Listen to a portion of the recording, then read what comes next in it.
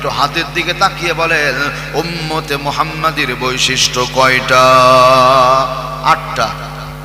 কি আমি কি বলবো বৈশিষ্ট্যগুলো? বলবো। 1 নাম্বার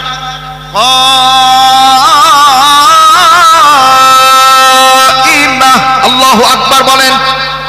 1 নাম্বার সত্যের উপরে অটল থাকা। সত্য হলো কোরআন, সত্য হলো হাদিস, সত্য হলেন আল্লাহ, সত্য হলেন মুহাম্মাদুর রাসূলুল্লাহ। আওয়াজ করে বলেন সাল্লাল্লাহু। এই ভুবনে ফুটবে না আর কখনো এমন ফুল রে মন মুহাম্মদ রাসূল। মারহাবা বলেন।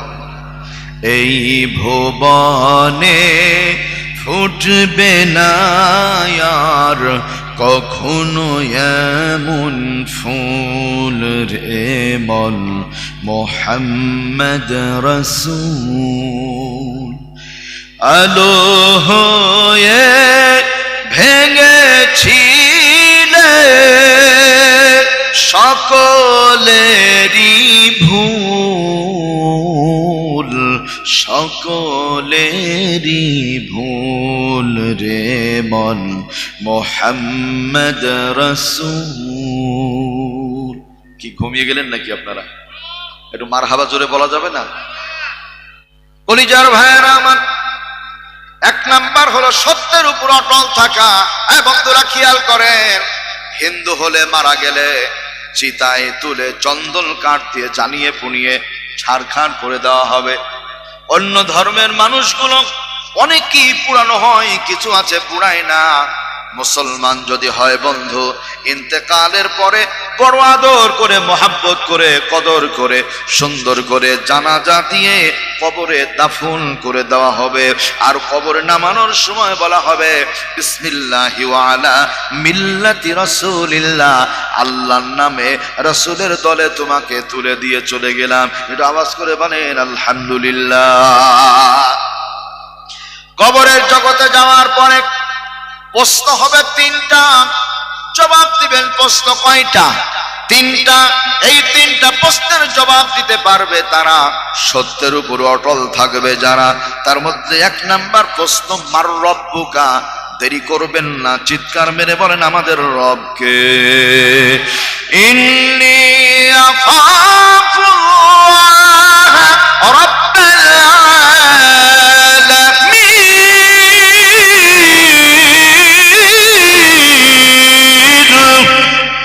28 নম্বর পারা 6 নম্বর পৃষ্ঠা সূরা হাশরের আয়াত এইটা।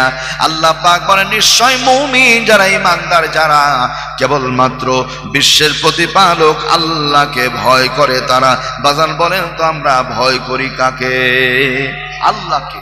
আল্লাহ খাওয়ান, আল্লাহ পরান, আল্লাহ বাঁচিয়ে রেখেছেন, আল্লাহ মৃত্যু দিবেন, এই জন্য ভয় করি আল্লাহকে। সুবহানাল্লাহ বলেন। তাহলে 1 নাম্বার মার রব্বুক, আমাদের রবকে। আমাদের রবকে। এই মেয়ে মানুষের মতো না, জোরে পুরুষ মানুষের মতো আওয়াজ করে বলেন আমাদের রবকে।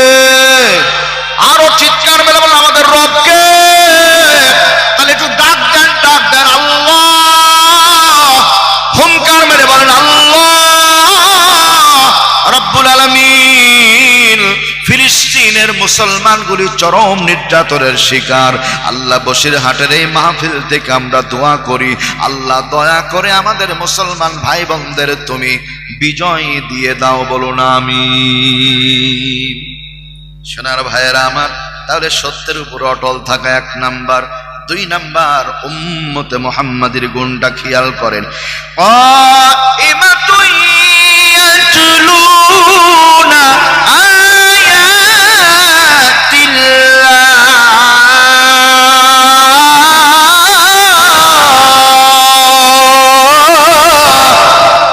নবীর উম্মতের 2 নাম্বার গুণ হলো কোরআনে হাকিমের তেলাওয়াত করা, কোরআন তেলাওয়াত করা, কোরআন তেলাওয়াত করা, কোরআন তেলাওয়াত করা, কোরআন পড়া, অর্থ পড়া, হুকুমগুলি জানা, নিজে আমল করা, পরিবারকে আমল করানো। আল্লাহর কোরআন দিয়ে সমাজ গড়া, আল্লাহর কোরআন দিয়ে দেশ পরিচালনা করা, আল্লাহর কোরআন দিয়ে দুনিয়া পরিচালনা করা। এটা আওয়াজ করে বলেন তো, কোরআন পড়ার দরকার আছে না নাই? মা গো আমি পড়বো না আর হাট্টিমা টিম টিম, মাদ্রাসাতে পড়বো গিয়ে আলিফ লাম আর মিম। মা গো আমি পড়বো না আর হাট্টিমা টিম টিম, মাদ্রাসাতে পড়বো গিয়ে আলিফ লাম আর মিম। হাট্টিমা টিম টিম, ওরা মাঠে পাড়ে ডিম, ওদের খানা দুটো শিং। আচ্ছা, গরু ছাগলের তো শিং আছে, ডিম কয়দিন পেয়েছেন ভারতের ভাইরা? গরু ছাগলের ডিম কয়দিন পেয়েছেন? একটু কথাবার্তা বলুন। ডিম দেয়? তাহলে আওয়াজ করে বলেন, এই কবিতাটা সত্য না মিথ্যা? তাহলে সন্তানদের মিথ্যা শেখানো হচ্ছে, সন্তানদের মিথ্যা শেখানো হচ্ছে। আমার ভাইয়েরা আমার, এই জন্য মা গো আমি পড়বো না আর হাট্টিমা টিম টিম, মাদ্রাসাতে পড়বো গিয়ে আলিফ লাম আর মিম। আলিফ লাম মিম পড়ে যারা, তাদের খবরটা শুনে যান। যার সিনাতে আছে কোরআন, নাইকো তাহার ডর, কোরআন ছাড়া হৃদয়খানি শয়তানেরই ঘর। যার সিনাতে আছে কোরআন, নাইকো তাহার ডর, কোরআন ছাড়া হৃদয়খানি শয়তানেরই ঘর। একটা ছেলে আলেম হলে লাগবে রে তোর মরণ কালে, জান কবুজের কালে তুমি, জান কবুজের কালে তুমি পাইবে রে আসাল। একটা ছেলেও আলেম হলে বানাও মুসলমান। একটু আওয়াজ করে বলেন, রাজি আছেন না নাই? সকলে বলি ইনশাআল্লাহ। কোরআনে কারিমের তেলাওয়াত করা, ও বন্ধু, কোরআনে কারিমের তেলাওয়াত করলে লাভ আছে না নাই? আল্লাহর কোরআনের তেলাওয়াত করলে অন্তরে আল্লাহর ভয় ছাড়া আর কারো ভয় থাকে না। সুবহানাল্লাহ বলেন। একান্ত আপন জনের আমার ভাইয়েরা, কিভাবে তেলাওয়াত করলে অন্তরে ভয় চলে আসে, মহাব্বত আল্লাহর প্রতি বেড়ে যায়, সহজেই একটু খেয়াল করেন।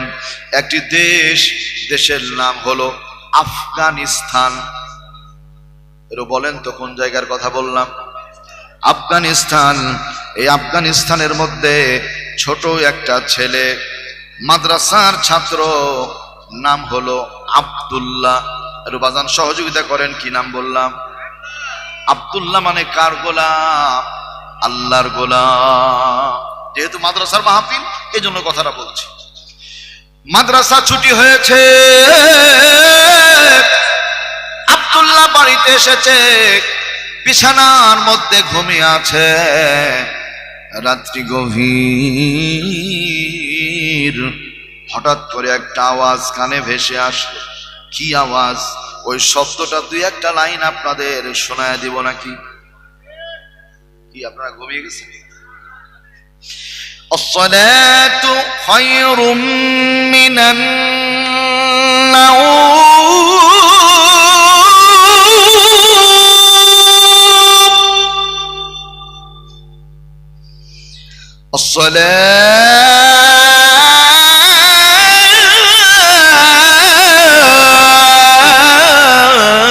الصلاة خير من النوم।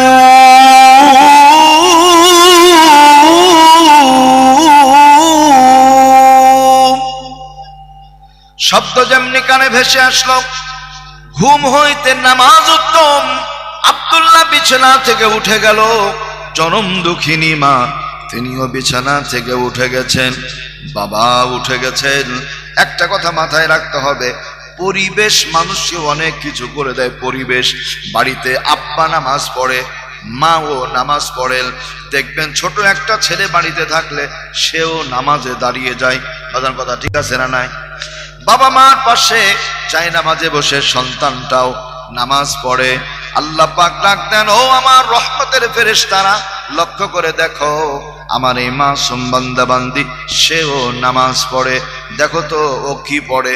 বলে আল্লাহ ওর বাবা মা মুখের ঠোঁটগুলি নড়ায়, এই সন্তানটাও মুখের ঠোঁটগুলি নড়ায়। ওয়াহুনা তাসবিহাহুম ইন্নাহু কানা হালিমান গফুরা।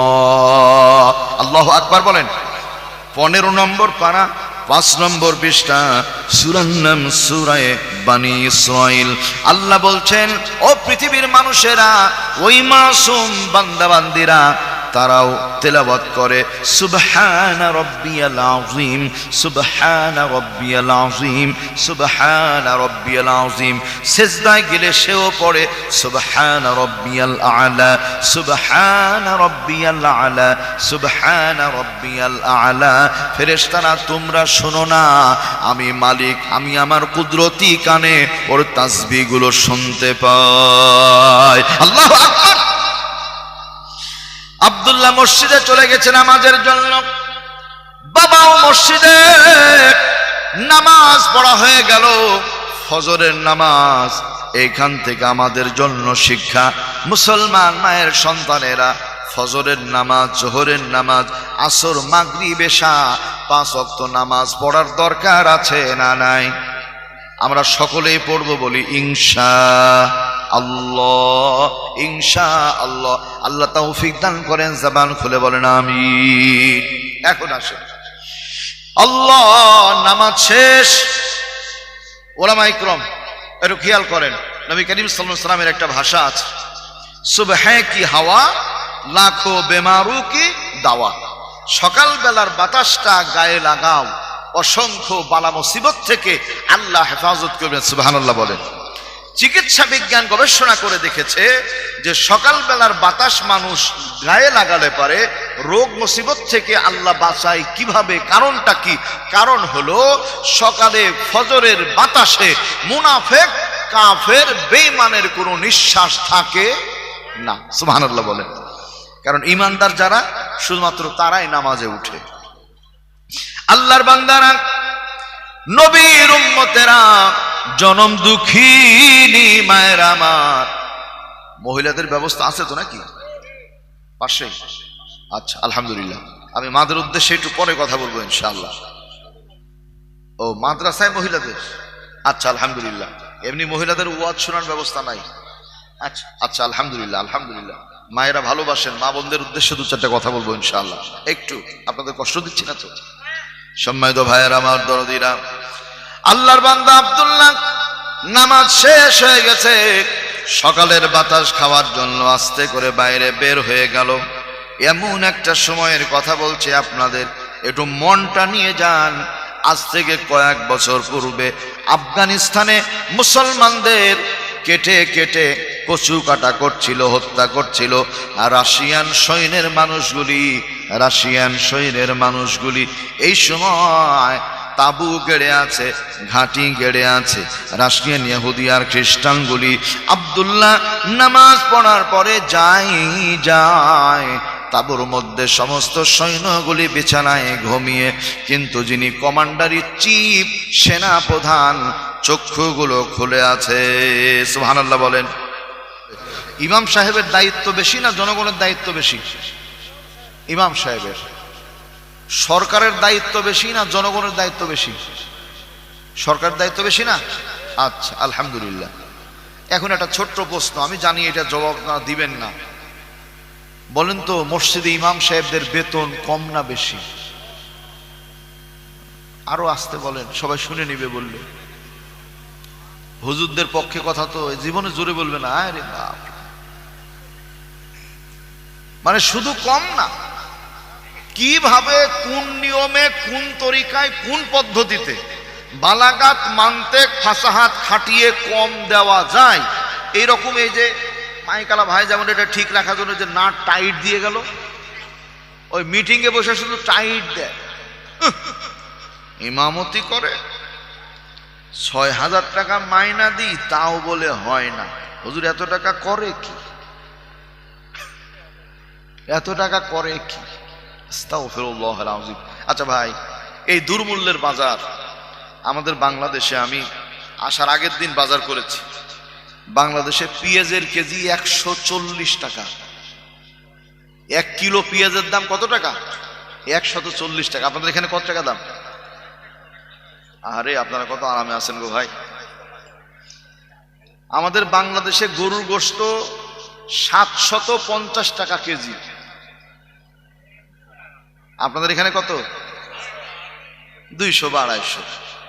আমি 2013-14 সালে যখন ওই মালদা মুর্শিদাবাদে ওয়াজ করতে আসি, ওই সময় গরুর গোশত মাত্র 100 টাকা কেজি ছিল, 50-100 এরকম ছিল। আসাম প্রদেশে গেলাম যখন মাহফিল করতে, তখন বললো যে হুজুর খুব ভালো হলে 120 টাকা, যদি আপনি মনে করেন সর্বোচ্চ ভালোটা নেবেন তাহলে 120। আমাদের বাংলাদেশে আলহামদুলিল্লাহ গরুর অভাব নাই, এরপরেও গোশতের দাম কমে না, গোশতের দাম এত বেশি। কিন্তু দুঃখজনক হলেও সত্য, গোশতের দাম ঠিকই বেশি, চামড়ার আবার দাম নাই। কি চামড়ার দাম আছে? দাম নাই। তাহলে চামড়ার যেহেতু দাম নাই, স্যান্ডেলের দামও নাই। চামড়ার স্যান্ডেলের দাম আছে? আছে। চামড়ার জুতা স্যান্ডেলের দাম বেশি। তার মানে কোন জায়গার পেঁয়াজ কোন জায়গায় এসে যে বাড়ি খেয়েছে এটা বোঝা কঠিন। ছোট্ট একটা তথ্য আপনাদের বলে যায়, জানি না আর কোনোদিন দেখা হবে কিনা আপনাদের সঙ্গে। চামড়ার দামটা কমানোর পেছনে যে সমস্ত শক্তি কাজ করেছে, এর মূল টার্গেট হলো ওরা জানে যে কুরবানির সময় চামড়াগুলি কালেকশন করে মা খাদিজাতুল কুবরা রাদিয়াল্লাহু আনহা মাদ্রাসা, অন্যান্য কিতাবখানা, কওমি মাদ্রাসা, হেফজখানা, কারিয়ানা মাদ্রাসা, এই সমস্ত মাদ্রাসাগুলি প্রায় গোটা বছর কম বেশি চলে। কাজেই হুজুরদের তো আর এই চামড়া দেয়া বন্ধ করা যাবে না, তাহলে কি করা যায়? বলে চামড়া ঠিকই থাকবে, শুধু দাম থাকবে না। কথা কি বুঝতে পেরেছেন আপনারা? আহা, এরপরেও ভাই গুচি মাছ তো চিনা আছে, বাইম মাছ, গুচি মাছ, ওই যে কাদার মধ্যেই থাকে, কিন্তু কি ধরা কি সহজ নাকি বাজার? গুচি মাছের বৈশিষ্ট্য হলো টাকা, গুচি মাছ ধরতে গেছেন, ধরতে গিয়ে এরকম করে কাদাটা সমান করে দিবেন, দেখবেন 3টে মাথা বের করে আছে, ওই 3টে ধরবেন, ধরার পর আবার কাদা সমান করে দিবেন, দেখবেন 5টা মাথা বের করে আছে, ওই 5টা ধরবেন, আবার কাদা সমান করে দিবেন, 10টা মাথা বের করে আছে। তার মানে এই গুচি মাছ মেরে কমানো যায় না। গোটা পৃথিবী যতদিন পর্যন্ত আছে, মুসলমান এবং আল্লাহর কোরআন হাদিস যতদিন পর্যন্ত আছে, আকাশ বাতাস গ্রহ নক্ষত্র রাজি যতদিন পর্যন্ত আছে, ইনশাআল্লাহ পৃথিবীর মানচিত্র থেকে মুসলমানদেরও মুছে ফেলা যাবে না, থাকবেই। আওয়াজ করে বলেন ইনশাআল্লাহ। হাজার ষড়যন্ত্র চক্রান্ত করে লাভ নাই। গোটা দুনিয়ার মধ্যে 2 কোটির চাইতেও বেশি কোরআনের হাফেজ, আলহামদুলিল্লাহ বলেন। 2 কোটির চাইতেও বেশি, আলহামদুলিল্লাহ, আল্লাহু আকবার। গত বছরের সমীক্ষায় আমি দেখেছি যে 2 কোটি ছাড়িয়ে সর্বশেষ 6 কোটির চাইতেও বেশি কোরআনের হাফেজ, আলহামদুলিল্লাহ বলেন। এবং আমাদের বাংলাদেশ, এই ভারত, পাক ভারত, এই জায়গার বৈশিষ্ট্য হলো বহির্বিশ্বের বহু দেশ, দুবাই, কাতার, সৌদি, মালয়েশিয়া, ইন্দোনেশিয়া, বাহরাইন, এগুলোতে হিফজুল কোরআন প্রতিযোগিতায় অংশগ্রহণ করে। আলহামদুলিল্লাহ আমার বাংলার 3টে সন্তান আবারও বিশ্বব্যাপী চ্যাম্পিয়ন হয়েছে, বলুন আলহামদুলিল্লাহ। মাদ্রাসার ছাত্র, কোরআনের হাফেজ, আলহামদুলিল্লাহ বলেন। ও বাংলাদেশের ছেলে, এই জন্য আলহামদুলিল্লাহ বলতে মন চায় না, হিংসা হয় না। সোনার ভাইয়ের আমার দরদিনা, আল্লাহর বান্দা আব্দুল্লাহ নামাজ পড়ে যায়, রাস্তার পাশে তো তাবু গাড়া আছে, রাশিয়ান বাহিনীর তাবু, বুলডোজার, কামান, ট্যাঙ্কগুলি সাজানো আছে। ও বন্ধুরা, আল্লাহর বান্দা আব্দুল্লাহ ছোট ছেলে, এত কিছু বুঝে না, মাথায় আছে টুপি, পরনে আছে পাঞ্জাবি আর আছে পাজামা। যাই যে কথা বলছিলাম, রাশিয়ান সমস্ত সৈন্যগুলি বিছানায় ঘুমিয়ে, কিন্তু কমান্ডার ইন চিফ, যিনি সেনা প্রধান, চক্ষু খুলে আছে। তার কারণ হলো সাধারণ সৈন্যদের দায়িত্ব যত, ওই কমান্ডারের দায়িত্ব তার চাইতে বেশি। মুসল্লিদের চাইতে ইমাম সাহেবের দায়িত্ব তেমন বেশি। এজন্য ভাইদের অনুরোধ করব, ইমাম সাহেবদের বেতন বেশি দিবেন, বলি ইনশাআল্লাহ। একটু মুহাব্বাতান কালেমা পড়েন, লা ইলাহা ইল্লাল্লাহ।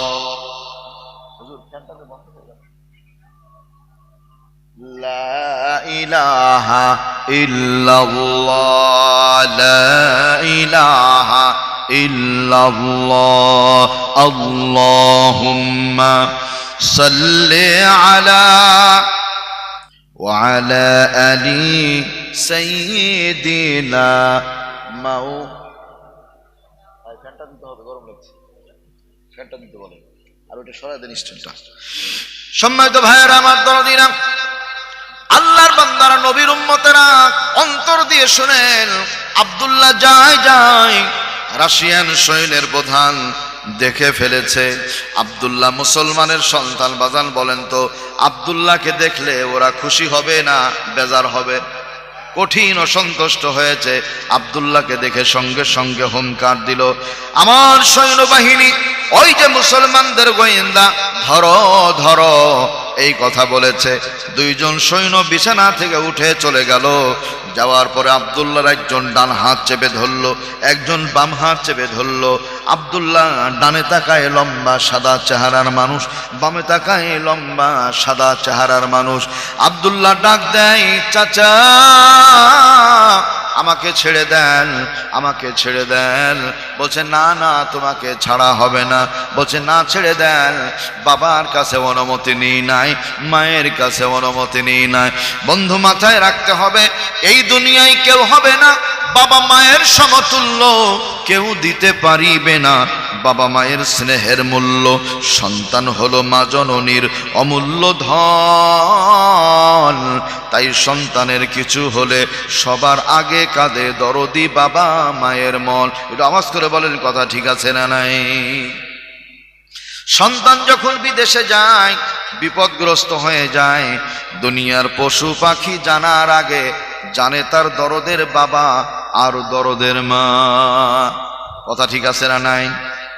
কে আপন, কে আপন, বাবা মা নাকি শ্বশুর শাশুড়ি? কে আপন? কষ্ট হচ্ছে আপনাদের? অফিস থেকে বের হয়েছে, স্ত্রী ফোন দিয়েছে, স্বামী কি হয়েছে? বলে 20 কেজি ওজনের একটা রুই মাছ, 20,000 টাকা আব্বার জন্য নিয়ে এসো, জরুরি দরকার।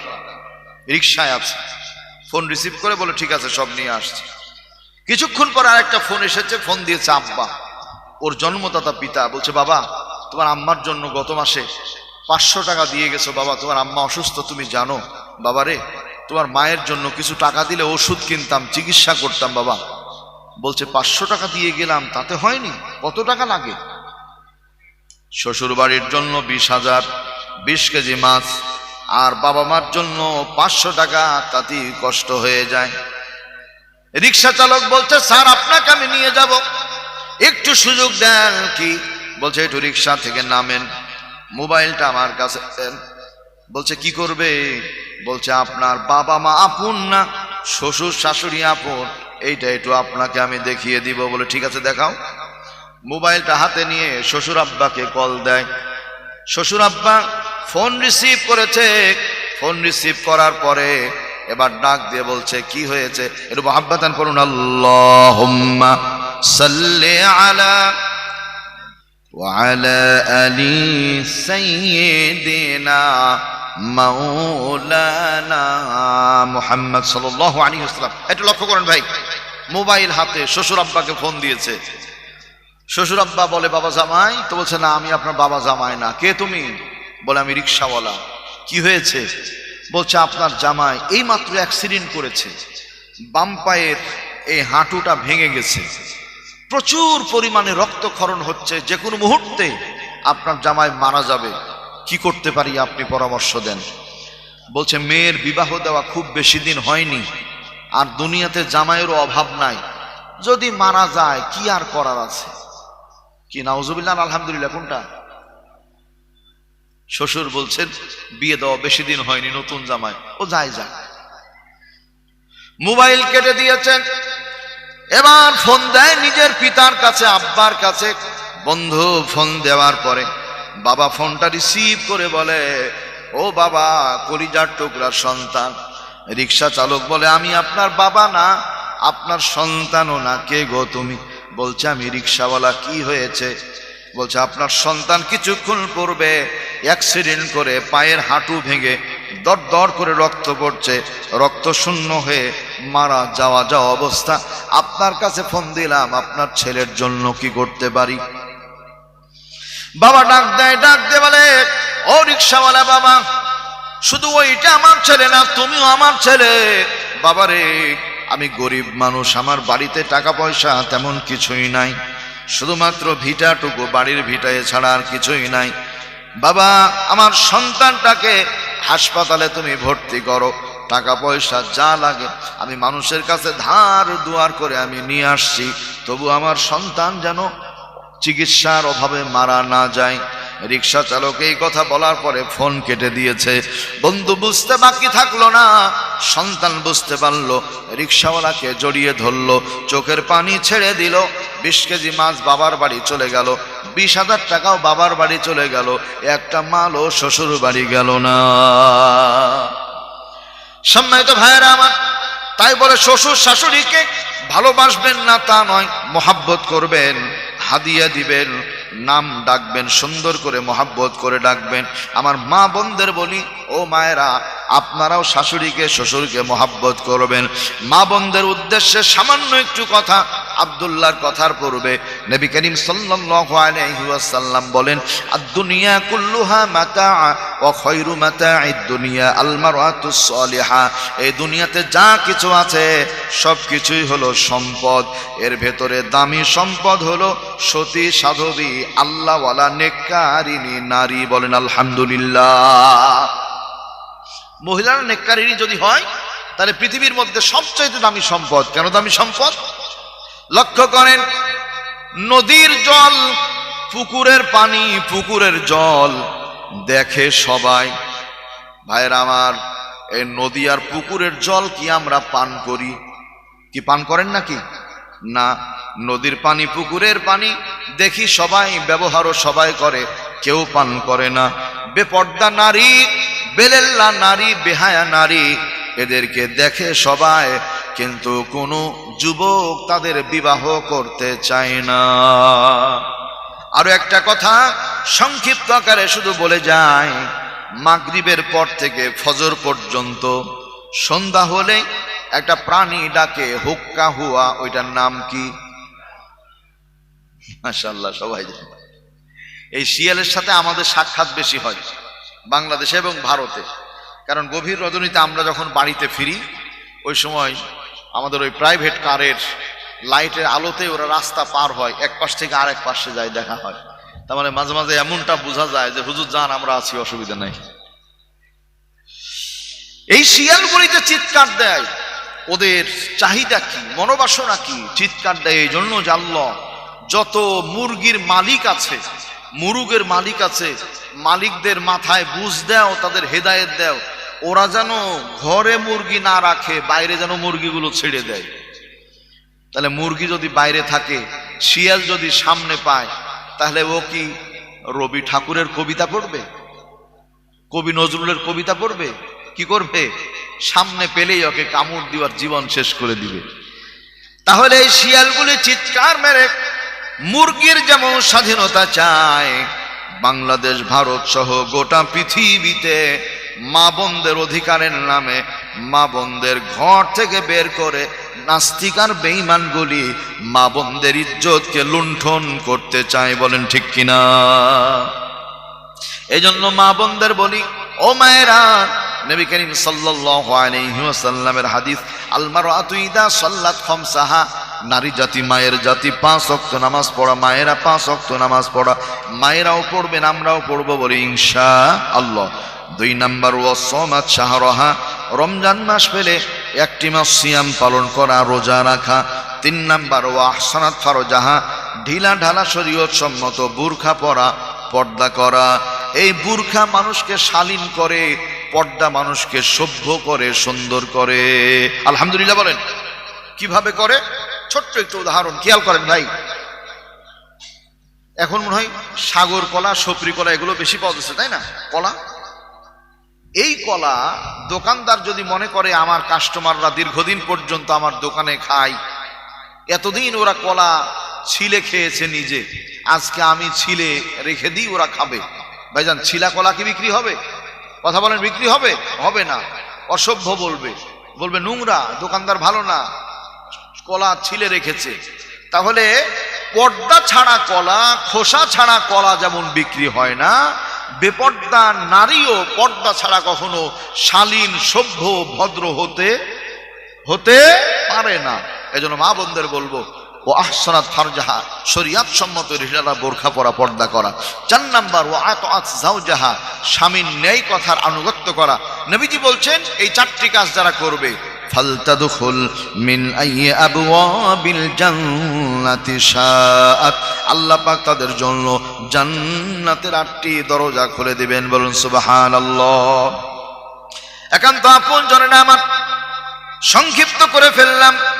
قائمة يتلون آيات الله آناء الليل وهم يسجدون।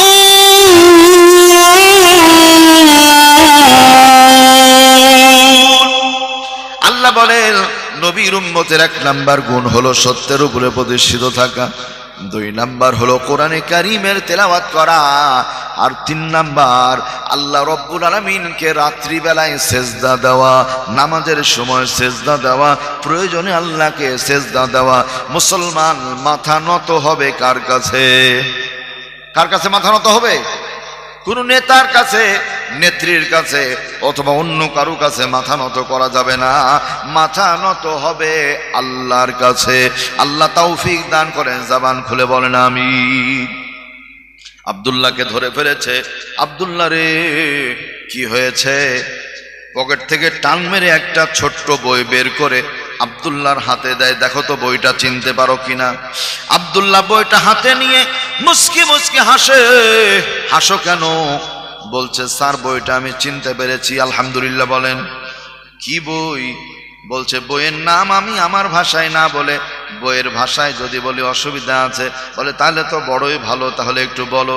এবার আল্লাহর বান্দা আব্দুল্লাহ ওই দিন তেলাওয়াত করেছিল, ইন্নাহু লাকুরআনুন কারীম।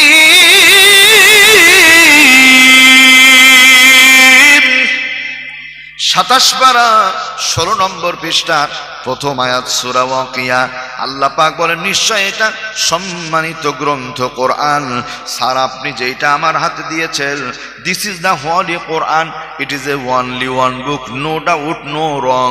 আপনি এমন এক গ্রন্থ দিয়েছেন কোরআনের মধ্যে বিন্দু পরিমাণ কোনো ভুল নাই। সুবহানাল্লাহ বলেন। তাই বলে হ্যাঁ আব্দুল্লাহ তুমি কি কোরআন পড়তে পারো? বলে কোরআন শুধু পড়তে পারি না, বরং 30 পারা কোরআনে কারীম আল্লাহ মুখস্থ করি আমার সিনার মধ্যে রেখে আমাকে কোরআনের হাফেজ বানিয়ে দিয়েছেন। বলুন আলহামদুলিল্লাহ। আব্দুল্লাহ তাই বলে হ্যাঁ।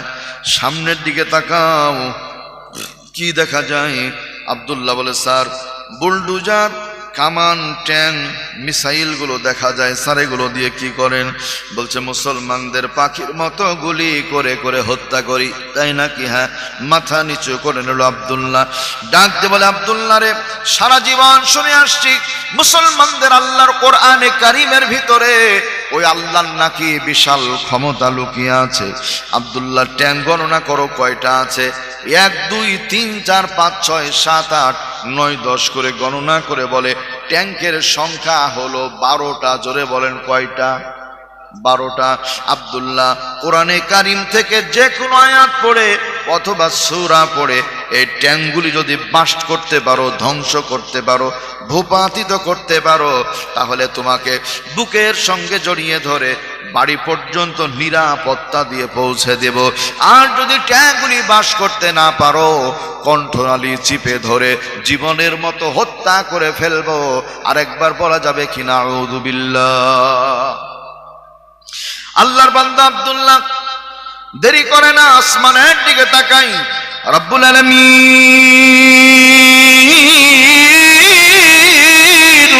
আল্লাহ, আমি তোমার গোলাম। এখানে আমার বাবা নাই, মা নাই, কেউ নয়, আল্লাহ তুমি আছো। ওরা আমাকে বলেছে এই ট্যাঙ্কগুলি বাস্ট করতে হবে, ধ্বংস করতে হবে। আল্লাহ আমার কোনো ক্ষমতা নাই। ইন্নাল ইজ্জাতা লিল্লাহি জামিআ আন্নাল কুওয়াতা লিল্লাহি জামিআ ইন্নাল্লাহা আলা কুল্লি শাইইন কদির। নিশ্চয় সমস্ত কিছুর উপরে ক্ষমতাবান একমাত্র আল্লাহ। আল্লাহর কাছে সমস্ত ক্ষমতা জমা আছে, আল্লাহর কাছে সমস্ত ইজ্জত সম্মান জমা আছে।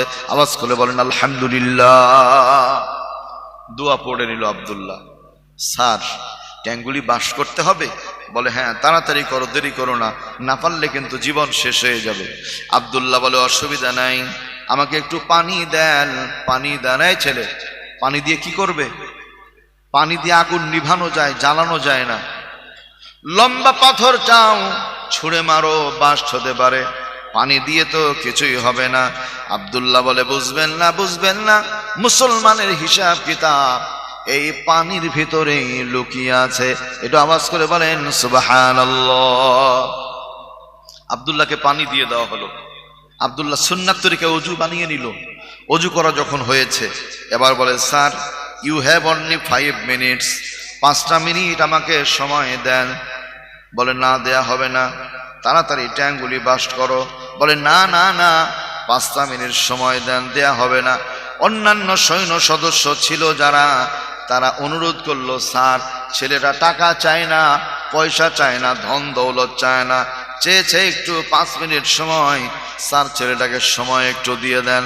ফাইসালা হয়ে গেল, আব্দুল্লাহর জন্য 5 মিনিট সময় বরাদ্দ হয়ে গেল। আব্দুল্লাহ আস্তে করে যায়। ইন দ্য মিন টাইম বন্ধু, রাশিয়ান সৈন্যের প্রধান সৈন্যদেরকে বলে এই খেয়াল করো পালিয়ে চলে না যায়, পালিয়ে চলে না যায়। বন্ধু আব্দুল্লাহ পালায় না। একটু ফাঁকে যাওয়ার পরে আল্লাহু আকবার বলে নামাজে দাঁড়িয়ে গেছে, নামাজে দাঁড়িয়ে গেছে। তাহলে পেলাম কি? অজু অবস্থায় মুসলমান থাকবে ইনশাআল্লাহ। 2 নাম্বার, বিপদ আপদ সকল সময় নামাজ পড়ার দরকার আছে না নাই? কি নামাজ পড়ার দরকার আছে না ভাই? আছে ইনশাআল্লাহ। আল্লাহর বান্দা আব্দুল্লাহ নামাজে দাঁড়িয়েছে, মনে মনে চিন্তা করে আল্লাহ আজকেই তো আমার জীবনের শেষ দিন। ওরা বলেছে আমাকে নাকি হত্যা করে ফেলবে। মালিক রে, আমি মারা গেলে আমার কোনো আফসোস আপত্তি কোনোটাই নাই। তবে ওরা আরো একটা কথা বলেছে, তা হলো কোরআনে কারিমকে ছিঁড়ে অসম্মান করবে, বেইজ্জতি করবে। ওরা তো তাই করে। ডেনমার্কে কোরআনে কারিম ছিঁড়ে দেওয়া হলো, পুড়িয়ে দেওয়া হলো, ফুটবলের মতো করে খেলা হলো। নাউযুবিল্লাহ বলেন। বন্ধুরা আমার, আল্লাহর বান্দা আব্দুল্লাহ আসমানের দিকে নজর করে বলে আল্লাহ তুমি তোমার গোলামকে ক্ষমতা দাও, আমি যেন তোমার কোরআনের ক্ষমতা এদের দেখিয়ে দিতে পারি। বলো না আমি। নামাজ কালাম শেষ। নামাজের মধ্যে 2টা সূরা পড়েছিল বন্ধু। 1 নাম্বার সূরাটা কি সূরা পড়েছিল, 2 নাম্বার সূরাটা কি সূরা পড়েছিল, এই সূরাগুলির ব্যাপারে আমাদের জানতে হবে। বলেন তো জানার দরকার আছে না নাই? আছে। এখন নামাজ শেষ হয়ে গেল, আল্লাহর কাছে ফরিয়াদ করে রব্বুল আলামিন, আল্লাহ তুমি ট্যাঙ্কগুলি বাস্ট করে দাও। আব্দুল্লাহ বলে স্যার আমাকে 1 মুষ্টি বালি হাতে দেন। বালি হাতে বালি দেয়া হলো। আব্দুল্লাহ হাতে বালি নেয়ার পরে কোরআনে কারিম থেকে কোন সূরা পড়লো, কোন আয়াত পড়লো, বালিগুলির দিকে ফু দিল তাকিয়ে। ফু দেওয়ার পরে ট্যাঙ্কগুলির দিকে ছুঁড়ে মারলো। ট্যাঙ্কগুলি বাস্ট হলো নাকি আব্দুল্লাহ মারা গেল? একটু আস্তে করে বলেন, জানার দরকার আছে না নাই?